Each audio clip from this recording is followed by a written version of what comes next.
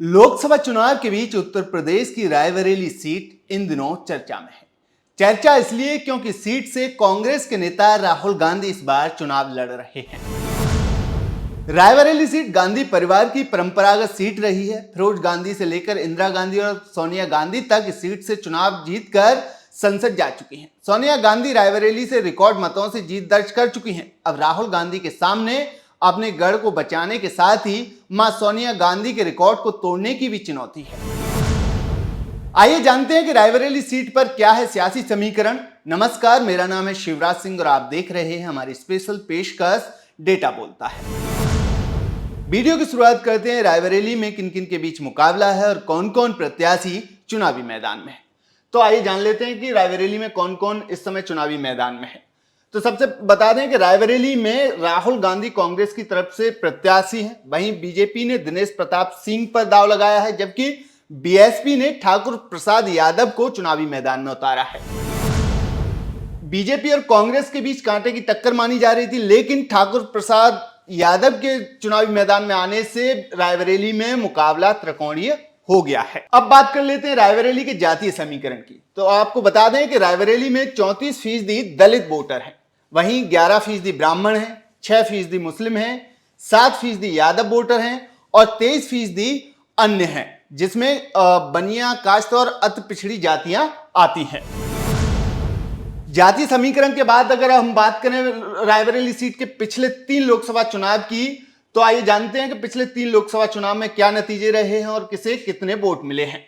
तो लोकसभा चुनाव 2009 के नतीजे की बात कर लेते हैं। लोकसभा 2009 में चुनाव में जो नतीजे आए थे उसमें सोनिया गांधी को 4,81,490 वोट प्राप्त हुए थे। वहीं दूसरे नंबर पर आरएस कुशवाहा हैं जो बीएसपी के हैं, उन्हें 1,09,325 वोट मिले थे। वहीं तीसरे नंबर पर बीजेपी रही थी और बीजेपी के आरवी सिंह को 25,444 वोट प्राप्त हुए थे। 2009 के लोकसभा चुनाव में सोनिया गांधी ने करीब 3,72,000 वोटों से जीत दर्ज की थी। 2009 के बाद अब 2014 के लोकसभा चुनाव की बात कर लेते हैं। 2014 के लोकसभा चुनाव में भी सोनिया गांधी कांग्रेस की तरफ से चुनावी मैदान में थी। सोनिया गांधी को 2014 में 5,26,434 वोट मिले थे। वहीं दूसरे नंबर पर बीजेपी के अजय अग्रवाल रहे, जिन्हें 1,73,721 वोट प्राप्त हुए थे। 2009 में जहां बीएसपी दूसरे नंबर पर रही थी, वहीं 2014 में आते आते बीएसपी तीसरे नंबर पर खिसक गई और बीएसपी के प्रवेश सिंह को 63,633 वोट प्राप्त हुए थे। तो ये थे 2000 रायबरेली के चुनाव नतीजे 2014 के। अब 2019 के लोकसभा चुनाव पर भी एक नजर डाल लेते हैं चुनाव के नतीजों पर। 2019 के लोकसभा चुनाव में भी सोनिया गांधी कांग्रेस की तरफ से चुनाव लड़ी थी। वहीं बीजेपी ने दिनेश प्रताप सिंह पर दांव लगाया था। 2019 के जो लोकसभा चुनाव हुए थे उसमें बीजेपी ने कांग्रेस को कड़ी टक्कर दी थी, यानी कि सोनिया गांधी को दिनेश प्रताप ने कड़ी टक्कर दी थी। सोनिया गांधी को जहां 2019 में 5,34,918 वोट मिले थे, वहीं बीजेपी के दिनेश प्रताप को 3,67,740 वोट मिले थे। 2019 के लोकसभा चुनाव में सोनिया गांधी को 1,67,178 वोटों से जीत मिली थी। अगर तीनों पिछले 3 लोकसभा चुनाव हुए थे अगर उनको देखें तो लगातार कांग्रेस की जो जीत का अंतर है वो घटता गया है। बीजेपी धीरे धीरे अपनी बढ़त बनाती गई। जहां 2009 में बीजेपी तीसरे स्थान पर थी, वहीं 2019 आते आते बीजेपी के दिनेश प्रताप सिंह ने सोनिया गांधी को कड़ी टक्कर दी थी। हालांकि इस चुनाव में सोनिया गांधी मैदान में नहीं है। सोनिया गांधी राज्यसभा जा चुकी हैं और उनकी जगह पर उनके बेटे यानी कि राहुल गांधी चुनावी मैदान में उतरे हुए हैं। पिछले 3 लोकसभा चुनाव के अब वोट शेयर पर भी एक नजर डाल लेते हैं। तो शुरुआत करते हैं 2009 के लोकसभा चुनाव से। 2009 के लोकसभा चुनाव में कांग्रेस को 72.23% वोट मिले थे और 2009 में 2004 के मुकाबले कांग्रेस के वोट प्रतिशत में 8% से अधिक का इजाफा हुआ था। वहीं बीजेपी को 3.82% वोट मिले थे। बीजेपी के हालांकि वोट शेयर में इजाफा हुआ था 0.49% का, जबकि बीएसपी को 16.40% वोट प्राप्त हुए थे। 2009 के बाद 2014 के में वोट शेयर की बात करें तो कांग्रेस को वोट शेयर जो रहा था वो 63.80% रहा था और कांग्रेस के वोट शेयर में करीब 8% से अधिक की गिरावट आई थी। वहीं बीजेपी का वोट शेयर बढ़कर 21% पहुंच गया था और बीजेपी के वोट शेयर में 17.23% का इजाफा हुआ था। वहीं बीएसपी को 2014 में 7.71% वोट मिले थे। बीएसपी का वोट शेयर भी घटा था और बीएसपी के वोट शेयर में 8% से अधिक की गिरावट आई थी। अब 2019 के लोकसभा चुनाव में वोट शेयर की बात कर लेते हैं। तो 2019 के लोकसभा चुनाव में कांग्रेस को 55.80% वोट मिले थे। एक बार फिर कांग्रेस का वोट शेयर घटा था और एक बार फिर कांग्रेस के वोट शेयर में 8% की गिरावट आई। वहीं बीजेपी का वोट शेयर 38.36% पहुंच गया और बीजेपी के वोट शेयर में फिर से 17.31% का इजाफा हुआ। तो ये था ये हमने आपको पिछले तीन चुनाव के नतीजे बताए, कब कितने क्या नतीजे रहे, कौन जीता और किसको कितना वोट शेयर मिला। अगर तीनों नतीजों पर नजर डालें तो कांग्रेस का जो वोट शेयर है वो लगातार घटता जा रहा है। वहीं बीजेपी बढ़त बनाती जा रही है।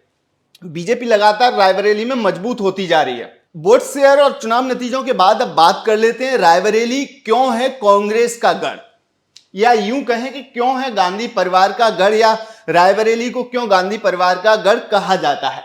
तो आपको बता दें कि रायबरेली के साथ गांधी परिवार का 103 साल पुराना सियासी नाता रहा है। रायबरेली से गांधी परिवार से 4 सदस्यों ने सांसद का चुनाव लड़ा है। आजादी के बाद पहली बार फिरोज गांधी चुनाव लड़े और जीते।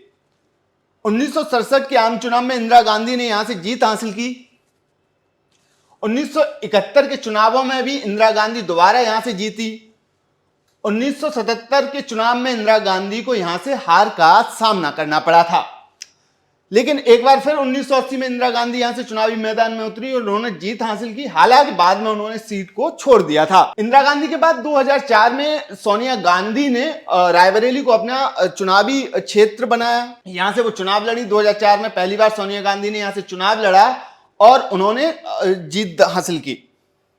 2004 से 2019 तक सोनिया गांधी रायबरेली से सांसद चुनी गई। रायबरेली के 72 साल के सियासी इतिहास में 66 साल कांग्रेस के सांसद रहे हैं।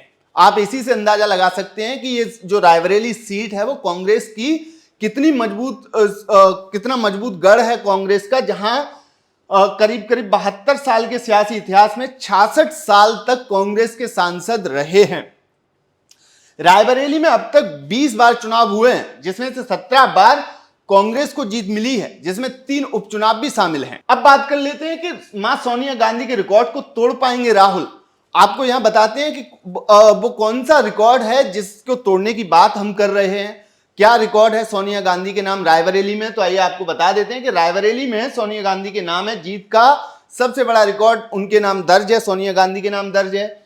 2006 के उपचुनाव में सोनिया गांधी ने सबसे बड़ी जीत दर्ज की थी। सोनिया गांधी को उपचुनाव में सबसे ज्यादा यानी कि 80% से अधिक वोट प्राप्त हुए थे। सोनिया गांधी ने रिकॉर्ड 4,17,888 वोटों से जीत हासिल की थी और ये जो जीत है रायबरेली में, ये अब तक की सबसे बड़ी जीत है और ये रिकॉर्ड सोनिया गांधी के नाम है।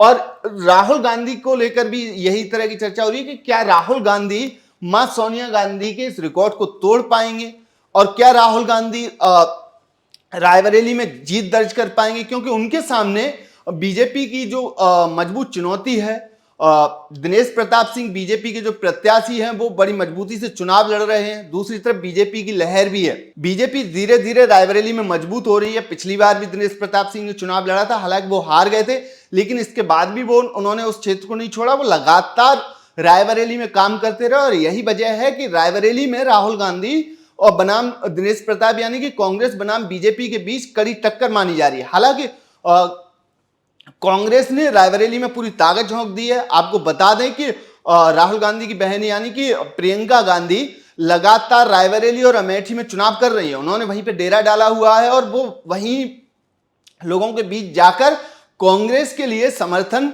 जुटाने में लगी हुई है। तो ये था रायबरेली का सियासी गणित जो हमने आपको बताया।